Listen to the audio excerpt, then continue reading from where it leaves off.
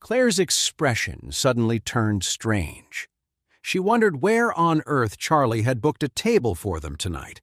She asked cautiously, "You're not tricking me, are you?" Charlie smiled. "Of course not. I made a reservation here a few days ago. If you don't believe me, we can go in and check." Claire shook her head.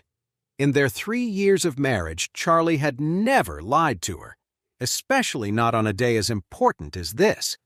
"No, I believe you." Then she asked, "You didn't reserve a spot in the Sky Garden, did you? I thought some big shot booked the whole place tonight." Charlie quickly replied, "I booked a table right next to the Sky Garden. It's perfect because we can see inside. We might even get a peek at who it is that reserved it. What do you think?" Claire smiled and said, "I'm not as nosy as you are." With that, the two of them walked into the Aurelius Grand. Just as they were about to head upstairs, a woman's sharp voice called out, "Oh, Claire, what are you doing here?" Claire looked up and saw a young man and a woman walking toward them. The man was wearing a luxurious suit, and you could tell at a glance that he was some rich kid from a wealthy family. The woman was decked out in designer brands with flawless makeup, but her expression was full of arrogance, and her dress was a bit tacky. Claire recognized the woman. It was Bella Kaufman, her roommate from college. Even though Bella and Claire shared a dorm room, they weren't in the same classes, and despite living together, their relationship had always been just okay. This was mostly because Bella acted all high and mighty and was incredibly jealous. She had always felt that Claire didn't deserve to be called the campus beauty, and that she should have been the real prom queen. But in reality, she couldn't hold a candle to Claire in terms of looks, build, or personality. However, the woman did have one advantage. She was especially good at getting men to fall for her. Rumor had it she'd dated a string of rich guys back then. Apparently, they were the ones who paid for all her expenses during her 4 years of college. Claire frowned. But since they were old classmates, she had to be polite. As they got closer, she forced a smile and said, "Bella, long time no see. My husband and I are here for dinner. What about you?" Bella said with a look of surprise. "Wow, what a coincidence. My husband and I are here for dinner too." Then with fake curiosity she asked, "By the way, what kind of table did you book? A regular one or one of the private dining rooms? Premium or luxury?" Claire had no idea what Charlie had planned, so she could only answer honestly, "I'm not sure. My husband made the reservation." Just then, Bella finally seemed to notice Charlie. She covered her mouth with her hand as she smiled and said, "Oh, so this is your husband, Charlie, right?" He was so plain back in school. The insult hidden behind her words was impossible to miss. Claire looked embarrassed. Bella quickly acted apologetic. "Oh, sorry. I can be so blunt sometimes. You don't mind, do you?" Charlie frowned slightly. This woman was definitely trouble. Bella completely ignored the look on Claire's face. She proudly pulled the man next to her forward and said, "Let me introduce you to my husband, Victor Case." Then she boasted, "He's the eldest son of the Case family here in Orus Hill and the heir to their multi-million-dollar fortune." Claire just nodded politely. Charlie's expression darkened. He had brought his wife out to celebrate their wedding anniversary, and the last thing he expected was to run into someone so obnoxious. Bella went on, "By the way, my husband is a platinum member here. He has a lot of pull. I bet Charlie only got you a regular table, right? Why don't I have Victor get you an upgrade to a luxury one? What do you say?" Claire was about to say no, but Charlie just laughed and said, "I booked a great spot, so we're good." He was about to host a grand wedding ceremony for Claire in the Sky Garden. What was so special about being a platinum member? The entire Aurelius Grand belonged to his family. Taking his wife to a simple luxury suite, available to any platinum member, would be like admitting defeat. At this time, Bella said with some dissatisfaction, "Claire, look at this husband of yours. You don't know how to push him to be better. How do you even handle him?" As she spoke, she grabbed Victor's arm, rested her head on his shoulder, and said with a smile, "Charlie's behavior just isn't right for a classy place like this. Maybe he should ask my husband for a few pointers on high society etiquette.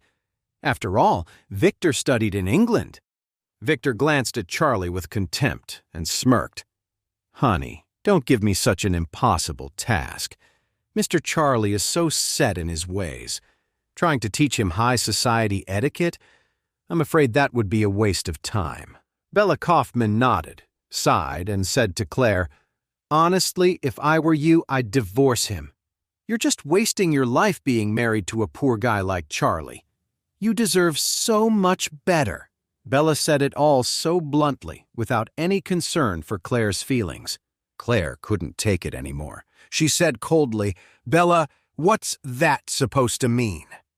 "You have no right to talk about my husband like that." Bella covered her mouth and smiled. "Oh, don't act so high and mighty. You looked down on me all through college. You thought you were so special, the campus queen, just because your family had a little money. Now that you've married so poorly, you can't stand to hear me talk about it." Charlie was furious when he heard this. This Bella Kaufman, who was known for getting around in school, had used her looks to land a rich guy, and now she was acting like she was some kind of royalty. How dare she laugh at his wife? She was really asking for it. A surge of anger rose in Charlie's chest. He pulled out his phone and sent a text message to Isaac, the manager of the Aurelius Grand. "Send me everything you have on Bella Kaufman, Victor Case's wife. I need it in 3 minutes." When Bella saw Charlie just looking down at his phone without saying a word, she laughed even harder. "Look at your husband, Claire. I'm making fun of you, and he doesn't even have the guts to say anything back." Just then, Charlie's phone buzzed with a text from Isaac. "Sir, I've sent you the information on Bella Kaufman." Charlie read the long text message, then looked up at Bella and her husband, Victor. A small smile played on his lips as he asked, "I just got some interesting information. Would you two like to hear it?" Bella frowned and asked, "What information?" Charlie said loudly, "Bella Kaufman, female, age 26, graduate of Orus Hill University. During your freshman year, records show you were with no less than 100 different men, and you were intimate with 8 of them, including Logan Weaver, Grayson Archer, and Sam Brown." Bella was stunned. Her face went pale as she blurted out, "What are you talking about? Be careful, I'll sue you for slander." Victor frowned, clearly shocked by what he was hearing. Charlie continued, "Oh, and this is interesting. You were with 2 men at the same time on several occasions. One was named Noah Paxton, and the other was Levi Paxton. They seem to be brothers." Bella Kaufman, in horror, "You're lying! You're making it all up!" Charlie didn't stop. "Also, during your sophomore year, you were kept by the vice president of Sunrise Corporation for $30,000 a month. The relationship lasted for 3 years, with more than one health issue along the way. Your last visit to the Orus Hill Women's and Children's Hospital was particularly serious, and the doctor said it might affect your chances of having children in the future." He then turned to Victor and asked curiously, "Mr. Case, if I'm not mistaken, you don't have any children yet, do you?" Victor's expression turned ugly. He glared at Bella and demanded, "What is he talking about?" Sweat poured down Bella's face as she said in a panic, "Victor, don't listen to him. He's just making things up. I gave myself to you for the first time. You know that." Charlie just smiled. "Don't worry, there's more. It gets even better." Bella frantically grabbed Victor's arm, trying to pull him away. "Stop talking! Honey, let's go! We're going to be late for dinner!" Victor stood his ground, his eyes fixed on Charlie. "What else?"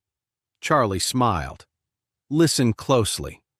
After graduating from college, Bella had extensive plastic surgery at a cosmetic clinic. A month later, she got a job at Case Industries and deliberately got to know you, Victor Case, by scratching your car." After he finished, Charlie looked up at Victor. "Am I right?" Victor was speechless. He knew those last parts were true. That meant all the other things were probably true too. Bella was pale, her whole body shaking in panic. She begged Charlie, "Charlie, I'm begging you. Please stop talking, please." Charlie sneered. "Now you're begging me? Sorry, it's too late." Then he added, after knowing Victor Case for just 2 weeks, she used a business trip to San Francisco as an excuse to get restorative surgery at a Beverly Hills plastic surgery clinic. When she got back, she officially became Victor's girlfriend, and they were married within 6 months. Bella had slumped to the floor. She had no idea how Charlie knew all her secrets. He was airing all her dirty laundry right in front of her husband. Victor was so furious that he looked like steam was about to come out of his ears.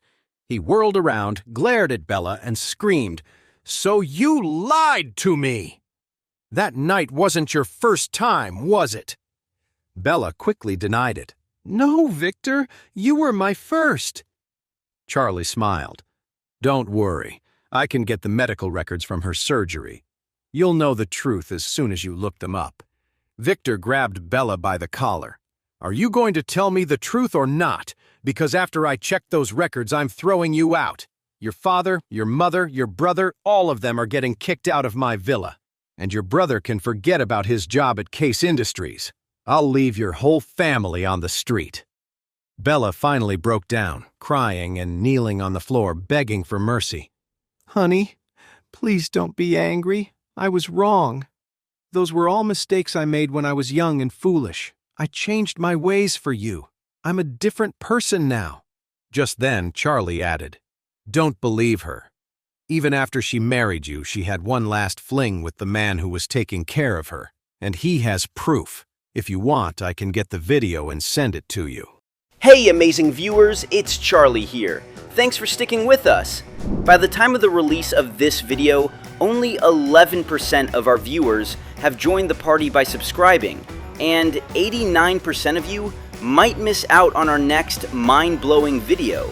So what are you waiting for? Hit that subscribe button and join the exclusive club.